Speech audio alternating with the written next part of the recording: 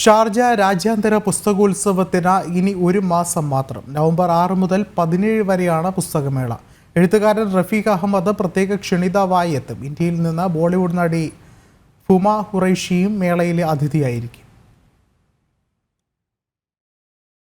തുടക്കം ഒരു പുസ്തകം എന്നതാണ് ഈ വർഷത്തെ ഷാർജ അന്താരാഷ്ട്ര പുസ്തകമേളയുടെ സന്ദേശം. പതിവിൽ നിന്ന് മാറി ഇക്കുറി എല്ലാ ദിവസവും വൈകിട്ട് 7-ന് കവിയരങ്ങ് നടക്കും. 6 ഭാഷകളിൽ നടക്കുന്ന കവിയരങ്ങിൽ മലയാളത്തിൽ നിന്ന് പ്രത്യേക ക്ഷണിതാവായി എത്തുന്നത് റഫീഖ് അഹമ്മദ് ആണ്. ബോളിവുഡ് നടി ഹുമ ഖുറൈഷിയാണ് ഇന്ത്യയിൽ നിന്നുള്ള മറ്റൊരു അതിഥി. 112 രാജ്യങ്ങളിലെ 2520 പ്രസാധകർ ഇത്തവണ പുസ്തകമേളയിൽ ഉണ്ടാകും. 400 കൃതികൾ പ്രകാശനം ചെയ്യും. 1357 സാംസ്കാരിക പരിപാടികൾ മേളയിൽ നടക്കും.